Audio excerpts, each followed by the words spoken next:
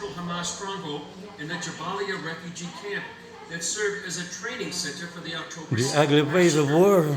Israel said the operation included a combined airstrike and ground troops who killed No one a wins. number of Hamas terrorists in face-to-face Everybody combat, loses. including one of the masterminds of the October 7th attack. The Gaza hospital director said the strike also killed and wounded many civilians when buildings collapsed along with Hamas's underground tunnel complex. The IDF said Hamas is using civilians as human shields, and everyone in the area had been told to leave the area to safety. The IDF confirmed that at least 15 soldiers have been killed in the fighting so far in the ground operation.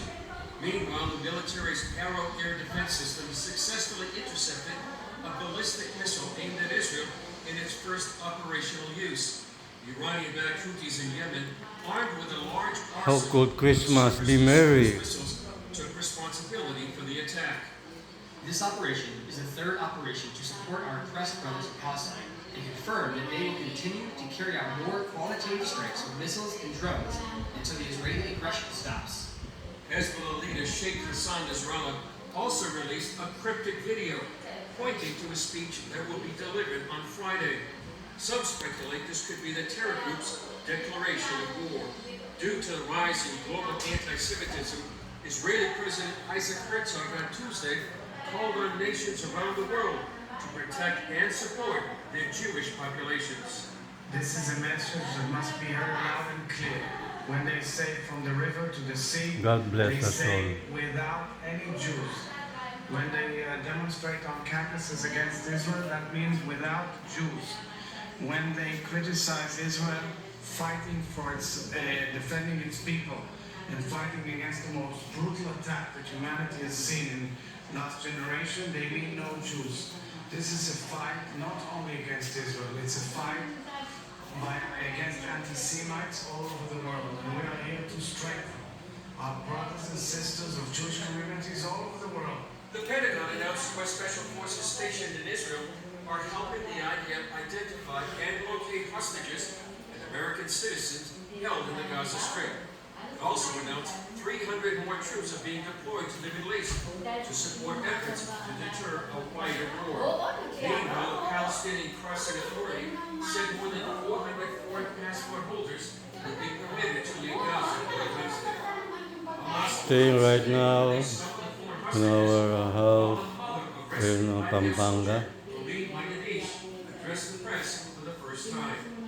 Dear people of Israel, we thank everyone for their prayers and support. Our oil came back home, and now our prayers are with the rest of the abducted and missing, and our hearts are with all the families. Thank you, Creator. There's none above you.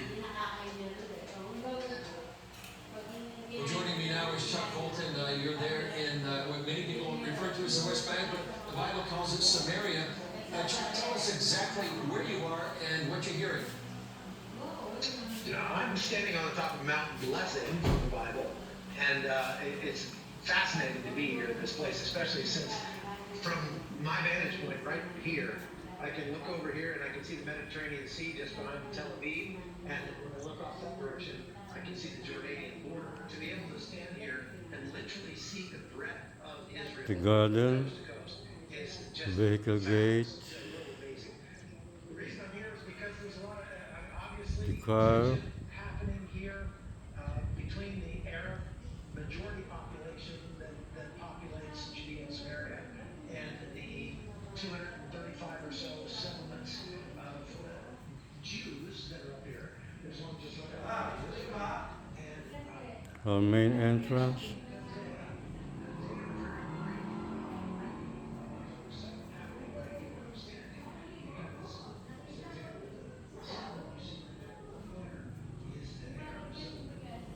See that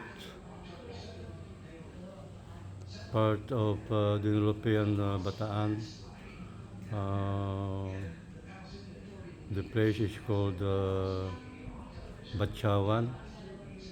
From there, we're looking Torre Blanca and other parts of Pampanga.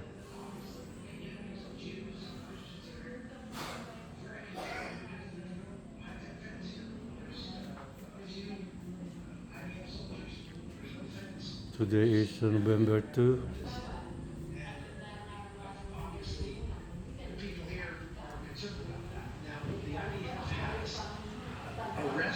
something like 700 extremists in what they call the West Bank since October 7th.